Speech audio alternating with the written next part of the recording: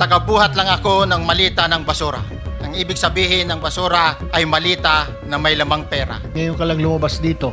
Bakit? And I believe Malacanang heard that. Kaya nga po, dito po sa mga kontraktor, mga opisyal, isole ninyo ang pera ng taong bayan. The law applies to all, otherwise none at all, di ba? The welfare of the people is the supreme law.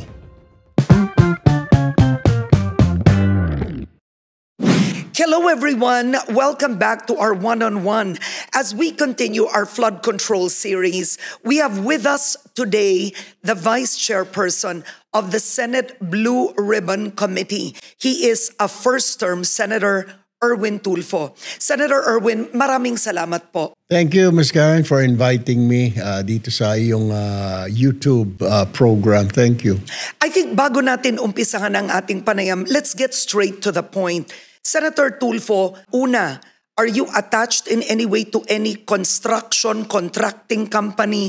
Meron ka bang paboritong contracting company? Kasabwat ka ba ng isang contracting company? No, kahit anong investigasyon siguro na gawin, kahit anybody, I can challenge anybody to investigate if meron akong construction company, sumali ako sa mga project na DPWH, itong when I was in the government service already, or meron akong mga flood control, I invite anybody, anyone, to look into the records of DPWH or to ask any contractors at this point kung kilala nila ako, kung nakipag-ugnayan ako sa kanila, kung may binigay ako na pondo. I challenge everyone. Gusto po ninyo, kausapin po na yung mga contractor na yan, yung top 15, even yung wala sa top 15. Usapin nila, nakadeal nyo na ba si Erwin Tulfo? Because I can only say one thing, wala, never, I have none. Okay, pag-usapan na natin ang hearing ngayon.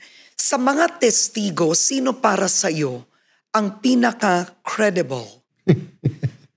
I don't, actually, the way I look at it now, I mean, pang-anim na hearing na namin, parang lahat, duda ako. I doubt everybody from the Discayas. Parang they're holding back. Discayas, Bernardo, Alcantara, Bryce Hernandez, JP Mendoza, they're holding back.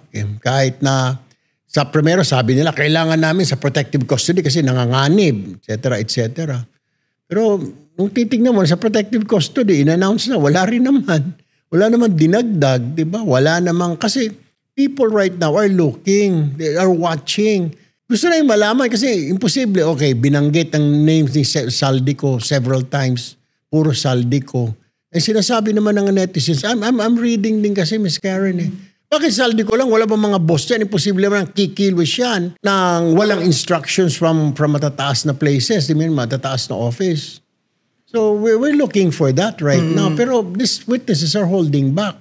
Kahapon may lumutang at may nagturo. Pero akala ko okay naman na, ay Diyos ko po, suddenly, parang hindi naman pala notary public yung pumirma dahil tinanggi nung kanyang ng abogado na pumirma. No, I did not sign that. Yung lawyer na pumirma doon went live last night in interview ng media late last night. They were saying like, hindi sa akin yan, hindi ako pumirma niyan.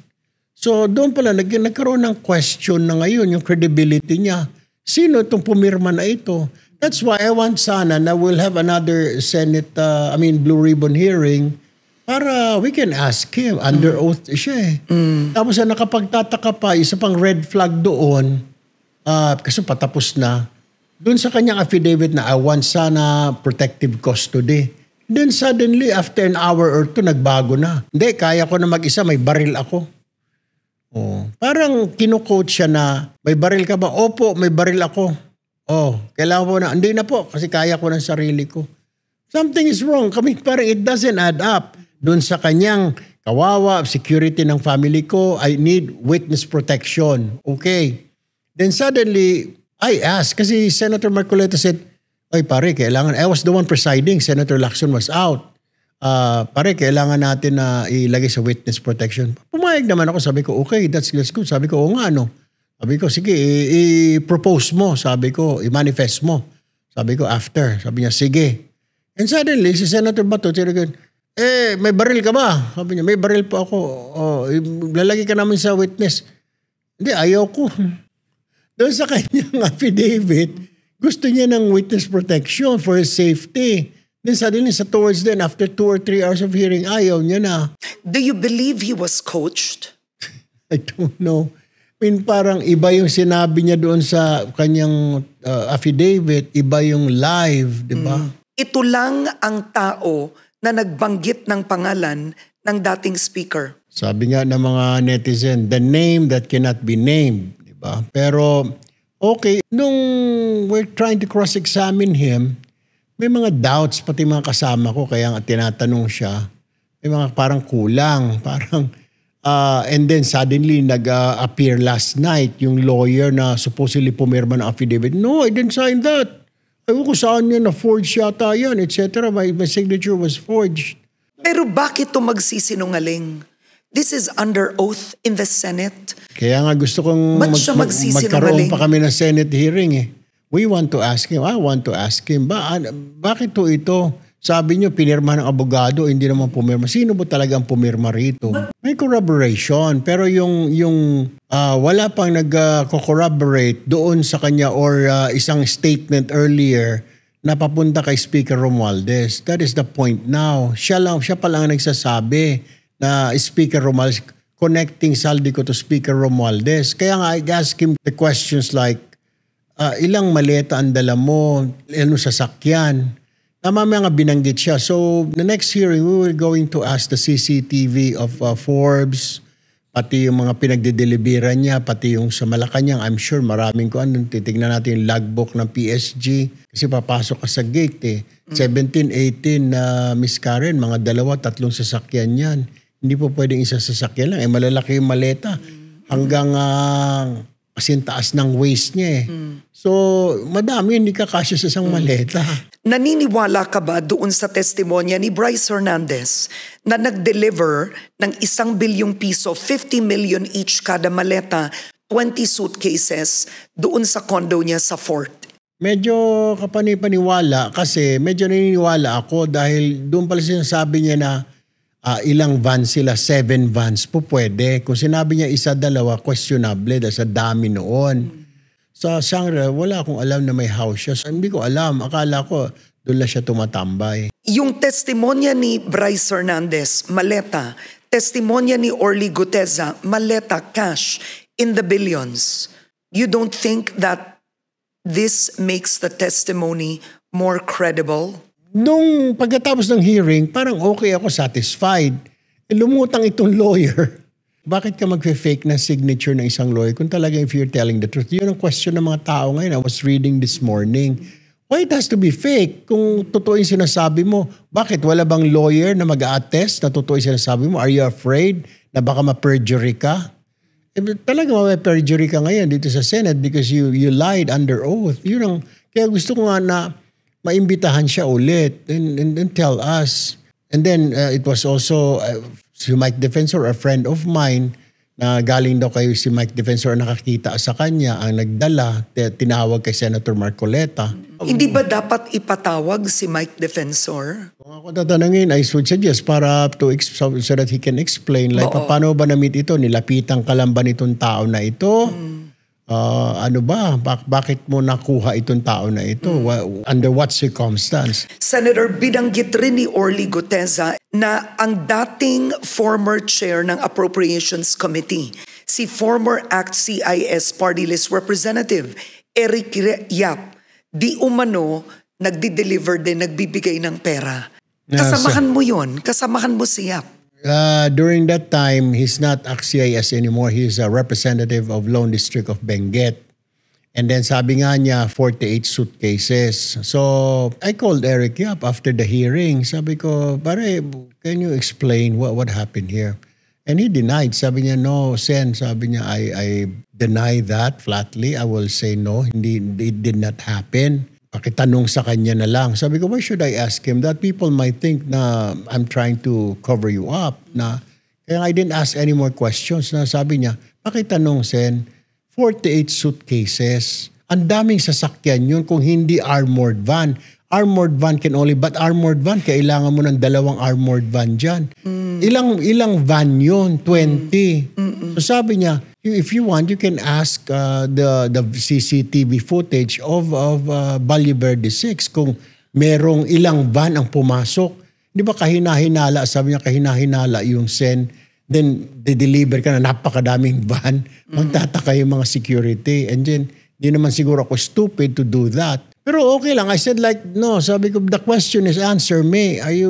Is this true or not? Sabi niya, no, it's not true.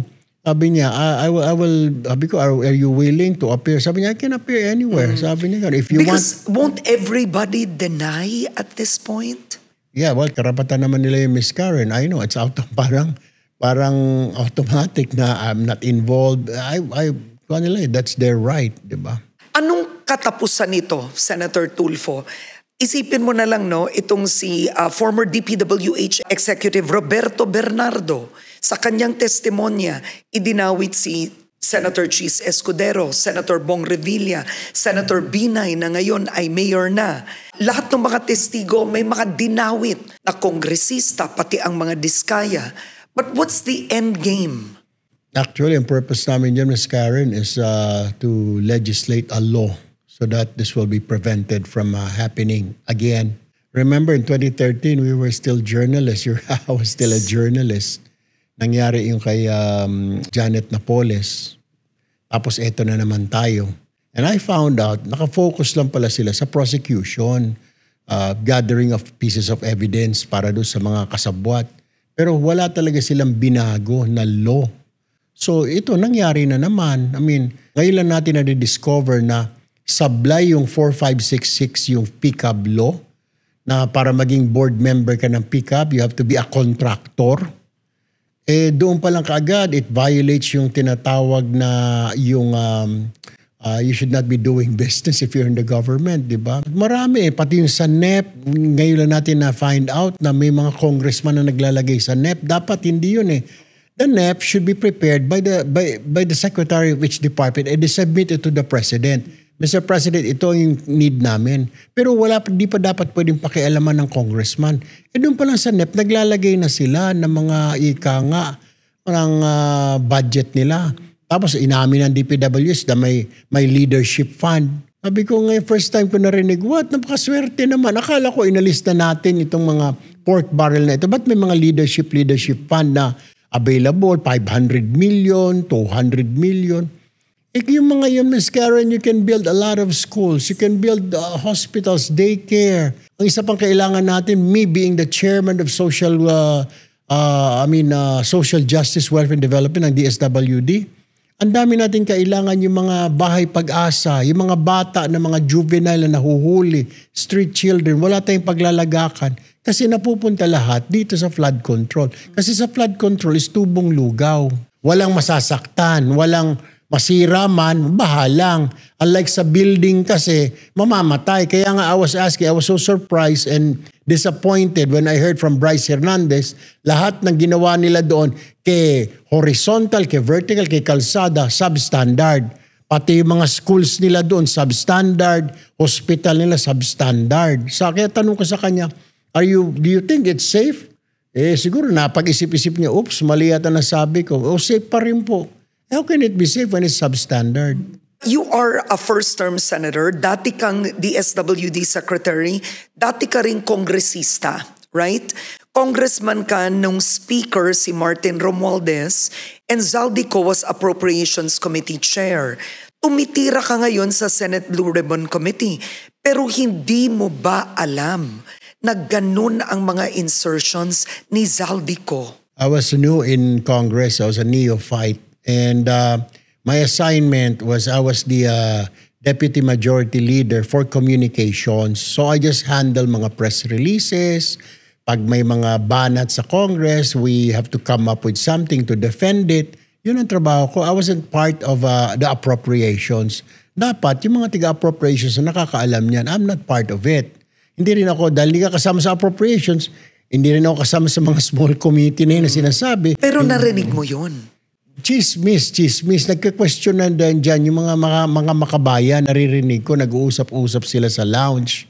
Pero siyempre, minsan pag dumadaan ka, tatahimik sila dahil alam nila nandito ako sa office ng speaker. Pero ganun pa man, hindi ko naririnig yan. Pag nasa office ako ng speaker, hindi pinag-uusapan yan. Siguro because I'm a newbie. Baka magsalita ito. So, ang pinag-uusapan nila, Kong, may banat sa atin, ganito. How do we attack this? How do we defend this? So, gano'n na sinasabi natin. Isa sa trabaho ko to advise the speaker. Since you are or were perceived to be close to the speaker, paano ka mapagkakatiwalaan ng tao na hindi nyo or hindi mo ihihinto ang hearing kung aabot na to sa speaker? Well, I used to work with the speaker, pero sometimes yung sinasabi, then we're in the same party. Pareho kaming lakas, di ba? Sino ba nagsabi? Somebody said na yung loyalty to the party ends when loyalty to the people begins, di ba? So, hanggang doon na lang yon kasi people are clamoring. I mean, a lot of money was stolen, di ba? Kahit na magkaibigan tayo, kung involved ka dyan, di naman yata tama. You have to return it, di ba? Wala kang poprotektahan? Why will you protect those people's money? That's my money, Karen. Your money too. Hindi naman nila pera yun. Okay lang kung pera lang, ninakaw nila. But from everybody, I mean, from the poor, di ba? And kilala kami magkakapatid na pag mahihirap ang inapi mo, it's something. Kahit kaibigan kita, pag inapi-api mo yung mga mahihirap, mag-aaway tayo. I'm not saying na ninakaw nila. Wala pa tayong evidence. Pero nag-iimbestiga tayo. That's the point here. We want the truth. Unfortunately, yung tanong mo sa akin una, do you believe ito mga witnesses ngayon, mga resource persons? They're holding back eh. Lahat sila eh. Diskaya, Bernardo, Bryce Hernandez, they're holding back. Yung gusto lang nilang palabasin, yung mga tao siguro na may involvement na walang connection sa kanila o wala silang pakinabang. Pero they're holding back, I believe. Pero let's not forget, Miss Karen, when I was interviewed, I think the very first hearing na name should be named, I said, wala tayong dapat santuhin dito. Pero the ICI is already there. Iduduplicate lang namin yung trabaho nila o baka magkaiba pa, mas masama. Why don't we just leave it to the ICI? Kung ako tatanungin mo, we'll give all these pieces of evidence that we have on our hands, give it to ICI, and let them do the investigating. Kami siguro, we should just focus on legislation. Kasi, nung 2013, nung mag-hearing ang Blue Ribbon, walang nangyari. Kasi pala, naghanap sila ng ebidensya para madiin si Napoles, etc. Dapat ito ngayon, paano natin ma-prevent? Meron na kami mga measures, may nakita na kami yung pick-up, baguhin natin. Kasi pick-up should be watching all this construction project in the Philippines, mga contractors, and how can they watch when they themselves have projects in the government, di ba? Tapos yung insertion sa NEP, tapos yung sa AMLAC, we found out na pati mga casinos involved. Had all this been working, if we have laws na prevent yun sila Bryce Hernandez na magsugal ng pera ng bayan. Mga apelyido nila, mga hindi naman kilala, not related to tycoons or mga billionaires natin. Villanueva, Mendoza. Who the heck are these, di ba? Sana doon pa lang flinag na nila, may dala kang 50 million. Ano ba negosyo ninyo? Hindi. Kasi yan sa casino, income. Pero dapat doon, may responsibility sila na in-inform sana ng AMLAC, hoy AMLAC, meron dito naglalaro, may dalang 50 million. After 1 week, may dala na naman 25 million. Hindi naman siya tycoon, hindi naman siya taga-pogo, di ba? Isa pa, yung sa mga bangko, yun din sinisisi namin. Nagulat ako doon. Wait, yung bangko, nakapag-withdraw ng close to 500 million 2 days. Exactly. Land bank ba yun? Yeah, land bank, government pa. Kaso naman daw kasi gobyerno naman, kaya pinayagan nila, pambayad sa proyekto. Pero sabi ko, bakit hindi cheque? Kasyang dala-dala niya at kalahating bilyon. At pagkatapos, hindi naman armored truck, hindi official, sinasakay lang sa kung saan-saan at sa mga box ng mga balikbayan o box ng sardinas. Doon ka palang dapat magduda. Meron talagang, hindi ko malaman at this point, kasi parang early pa eh. Kung may collusion ba o tanga lang itong mga tao or kulang ang batas natin. Doon sila nakapaglaro, they were moving around those gray areas. Palagay mo ba, lahat ng ginalawan ng pera para ilabas ang pera, may lagay? I think so. Yung mga project na yan, I think so. Kaya nga gusto kong baguhin yung batas na dapat talaga hindi na maaaring makahawak ang congressman o senador ng budget. Huwag mong bibigyan. Ito prime example. Dapat mag-identify na lang si congressman. Kung ilalapit ni mayor, for example, I'm the mayor, you're the congresswoman. Sabi ko, kung sira yung tulay namin, baka pwede mong sulatan ng DPWH. Before naman, long time ago, ganun daw ang practice. Sige, akong bahala. I will inform the Public Works Secretary. Ganun lang. Okay, sasabihin sa secretary, sige sir, ako nang bahala dyan. Gagawin. Ngayon hindi eh. Sikong, bigyan mo ako ng ganitong budget. Okay? Tas maghahanap ng proyekto. Ako ang magpapabidding. Kailangan RD or DE. Itong contractor ko na ito, si ABC ang mananalo ha. Doon pa lang, alam mo na eh. Pag hindi sumunod si DE, next year, wala na si DE dyan. Ibang DE na ilalagay. So, Senator Erwin, you are a first-timer, right? I'm sure gulat ka sa lahat ng alleged insertions, kahit ng mga senador. Ang tanungan ng ilang netizens, naging politika ba ito? Namimili lang ba ng mga senador na titirahin, pero yung iba, may insertions din naman? Ang tanong muna natin dyan, Ms. Karen, bakit puro sa Senado? Parang suddenly nawala ang Congress sa picture. Saan ba nag-emanate yan? Saan ba nag-uumpisa? Di ba ang NEP binibigay mo na sa Congress? Di ba? Doon may mga insertions na. Tapos dati, well, normal naman yon, di ba? Kung anong kailangan. Pero kaya nga, to avoid this corruption, bakit pa kailangan mag-insert ni Congressman? Bakit hindi na lang ibigay lahat sa DPWH, mag-identify na lang, kailangan ko ng ganito, itong tulay namin, magbigay ka ng listahan, di ba? Pero bakit kailangan yung Congressman? That's not our job yung construction, di ba? Our job, Senador, Congressman, to legislate laws, di ba? Let these agencies do its job. Pati yung pagbigay ng ayuda, dapat yung agency na yun, hindi kami dapat bibigyan ng mga AIX, MAIP, kung ano-ano. It's the agency. Sulat ka sa DSWD. DSWD, ito sa barangay, ganito, nasunugan, tulungan yung mga ito. Mag-oo naman si Rex Gatchalian eh. Pero kung walang kikitain, bakit pa may tatakbong congressman? Ikaw may sabi niyan. Kaya nga, a lot of people are wondering, bakit ba? Hindi lang congressman, Miss Karen. Pati mababang pwesto, bakit pinag-aawayan? Sa barangay level na lang. Barangay captain, uubos ng 20-25 million para sa election. Magkano ang sweldo, di ba? Halos stipend nga lang. Bakit, di ba? Mayor, kung titignan mo, congressman, magkano ang sweldo?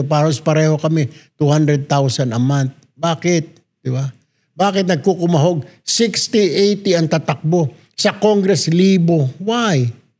At ang ginagastos. Kaya nga. Hundreds of millions. Exactly. Mga halos 1 billion pa nga. Pag sabi nga nila, meron na raw breakdown eh. Pag Senado, less than 1 billion. Pag Congressman, mga 500 million. Pag parehong mapera, umaabot din ng 1 billion ang labanan ng Congress. Sa local government, aabot ng 100 million. Mga mayor, governor, or sobra pa. Isipin mo, how will you be able to recoup that money? Kukuha ka sa negosyo mo. Papayagan ka naman ng pamilya mo. Sige, gamitin mo yan. Huwag mong sabihin, it's because gusto ko lang ng public service. But spending that much, di ba? How much did you spend, I'm curious, sa Senado? About 100. 100? Because of advertisements. Kailangan niya. Lahat naman kami. Nasa 100 yata. Tapos pero mga kasi t-shirt, baller. Sikat din ang pangalang Tulfo. Kaya siguro kung hindi sikat, baka mas malaki pa. Diba? Lahat, yung movement, transportation, tas ilang buwan yun. But the system itself sa campaigning should change. Pero ibang topic yan, babalikan ko muna. Naniniwala ka ba na posibleng tinanggap talaga ni Zaldi ang 1 billion? Kailangan may mag-corroborate dun eh. But do you believe it? I'm not so sure. I don't know the activities of Saldico. Ang dami nang tinuturo ngayon, di ba? So, I really don't know whom to believe. Tapos, noong una pag-upo ko, wow, okay. Kung si Diskaya, ang daming mga binanggit, di ba? Sila Bryce Hernandez. Tapos ngayon, parang Nung nasa protective custody, parang nabawasan. Paano ka ba maniniwala, Miss Karen? Paano ka ba maniwala? Is this witness so credible ba? Bakit nawala na yung mga binangbabanggit nila nung una? Parang na-rehearse na ng abogado. Nabawasan na sila Diskaya. Ang dami lang binanggit na congressman. Bakit suddenly sa kanilang testimony, parang 4 na lang nakikita ko? Oh, ito sila Bryce Hernandez. Bakit walang except for Saldico? Bakit wala nang iba? Puro na lang senador. Diba? Imposible man, district yun. Parang questionable. Tapos pumasok pa itong Gutes. Sabi ko, okay na sana. Okay na. Happy na lahat. Nakikita ko, namomonitor ko yung mga netizen. O yan, may nagdadawit na doon sa name that cannot be named. Pagkatapos, suddenly, sasabihin nung nagpirma na abogado, hindi siya ang pumirma noon. So parang disheartening. Kaya there are times, Ms. Karen, na pag-isip-isip mo in between hearings na, is it worth it? It's a stressful job. It's really stressful job. Nag-iisip, mapaisip ko eh. Nung panahon ni Napoles, may mga nakulong na senador. Palagay mo sa totoo lang, with this flood control scandal, mas galit ang tao ngayon ha? May mga makukulong. Kung talagang mabigat yung evidence, then sige, why not, di ba? Para magturuan ng leksyon. At dapat, kung plunder, parang awa naman nila, talaga ituloy nila kung life. Hindi, after few years, lalabas dahil ibang administrasyon na. Ang naiwan na lang tuloy si Napoles. Para yung mga kasabwat niya, yung mga nagbigay sa kanya ng pondo. That's what the people are saying. Kaya nga, Ms. Karen, we have to come up with the law, yung next na project na ng Blue Ribbon under Senator Lacson. Dapat to focus on legislation na maiwasan na makadip ang lawmaker ng kanyang finger sa budget ng bayan. Hingi na lang siya, parang ganon sa DBM. Kailangan ko ng project doon. Hindi yung paggawa pala ng budget, naglalagay na siya. Oy, 100 million sa akin yan. Oy, 1B sa akin dyan, ha? Kahit ngayon, for 2026 budget, nakita ko sa DBM. May flood control sa Kalinga, 1-point-something billion. Apayao, 1-point-something billion. Tinignan ko, flood prone ba ito? Hindi naman siya flood prone. Bakit ganun kalaki? I saw that eh. I noticed, I was looking doon sa NEP, doon sa DBCC. Na sabi ng kasi yun ang proposal ng DPW. Sabi ko, yeah, but can't you question? Sabi sa akin ni Secretary Mina, we don't have enough personnel. O sabi ko, pero it's your job, di ba? Hindi ba may kakulangan din dito ang budget secretary? Pinayagan niya ang 2025 budget na pumasang ganun. Then ang Pangulo pinirmahan. Yan ang sinasabi ko, Ms. Karen. Minsan, siyempre, pag pinatawag na ng politiko si budget secretary, di ba? Gusto ko na ganito, gusto ko na ganon. Ikaw ba, can you do something? No, I will not. Baka wala ka ng trabaho bukas. And that's a fact, that's reality. I was the secretary of DSWD. Pag pinatawag ako ng senador, pinatawag ako ng congressman na mataas na posisyon, I must go. I cannot say no. That's reality. So kultura talaga sa politika ang problema. Culture. I-accommodate mo ito ha. Ito, ipasok mo dyan, Yusek, Asek, itong tao ko ito, mabait ito, magaling. Okay? If you said no, kawawa ka. Pagdating sa budget hearing, yari ka. Senator Erwin Tulfo, si Senator Raffy Tulfo na kapatid mo, mas nakatatanda sa'yo, kasama mo sa Senado. Mixed ang Tulfo reactions. Merong gustong-gusto sa Tulfo, meron ding galit na galit sa Tulfo. How do you differentiate yourself from your brother? You are perceived as essentially an example of a dynasty in the Senate. Well, actually, ang plano ko lang dyan, Ms. Karen, pag naipasa itong bill na ito, I was one of the sponsors and I filed it with Senator Lacson. Na pag naaprubahan ito, I'll step down and I'll even tell my relatives, I'll tell my sister-in-law, Jocelyn, my nephew, Ralph, let's all step down. Let's leave Raffy kasi siya nauna dyan. Let's all step down. Kapag naipasa ang enabling law. Gusto ko maipasa yun eh. Diba? Para matigil na itong lahat. Pero ano bang gusto mo gawin sa Senado? Ano ang tatak serbisyo mo doon? Kasi at the end of the day, binoto ka ng tao. You were number 3 or 4. It means may tiwala ang Pilipino sa Tulfo. How would you serve the Filipino people? We have a lot of problems, Ms. Karen. Hindi lang yung, yan, isa lang yung biglang pumasok yung corruption na yan, di ba? Tapos yung puro corruption started with doon sa kay VP Sara, yung intelligence fund. Kung titignan mo, magkano ba yun? 120 million. Talaga nang gagalaitin na yung mga tao. Pero ito pala, mas may malaki pa. Billions, hundreds of billions, di ba? Nakafocus na tayo doon pero hindi pa talaga na-address yung problem ng bayan natin na an ordinary Filipino having a hard time buying a kilo of rice. How do we have to resolve that? Well, the executive, in fairness, President Marcos looking for ways na mapababa talaga hanggang 25, di ba? Kasi promise niya 20. He's doing something naman according to the Secretary of Agriculture, Secretary Laurel. Hindi lang rice Siyempre mga isda, gulay. Marami pang problems. We have problems yung electricity, mataas, brownout lagi. Kung brownout, bakit hindi mapasara-sara? Kumpiskahin na lang yung license o franchise ng company na yan. Kasi it turned out na mga politiko din na may-ari. So how do you do? That's why I filed a law na pag ikaw papasok sa politika, dapat wala kang business na itong mga utilities. You should not have, you do not own any utility companies pag ikaw. Mananatili ka ba sa Senate Blue Ribbon Committee? So it's so magulo, Ms. Karen. It's really a headache right now. It's really a headache. Hindi mo alam Parang the way I see it, may dalawang grupo nagbabanggaan. Ang problem, nandito tayo sa gitna. So there are two forces that are colliding and are going to collide. It's going to collide very, very soon.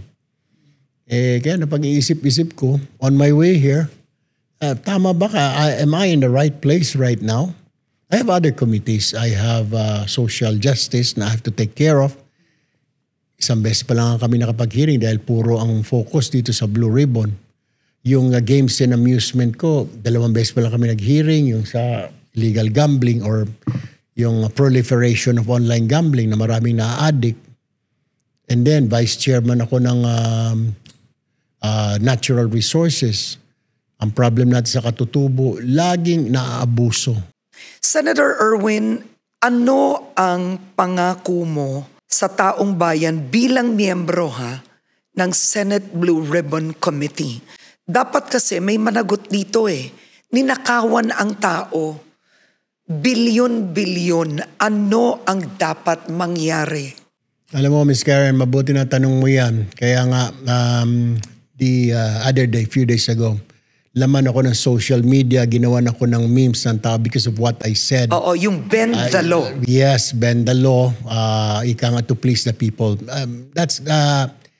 Nagpapasalamat ako doon sa mga nagtawag ng pansin. So kasi ni-recall ko ulit, ni-review ko yung YouTube, yung sa Senate, what I really said. Tama naman, bend the law to please the people. Medyo it doesn't sit well. It could have been mas acceptable siguro, bend the law for humanitarian reasons like traffic. Kunwari, di ba? You're trying to save someone's life, nakasakay sa sakyan mo.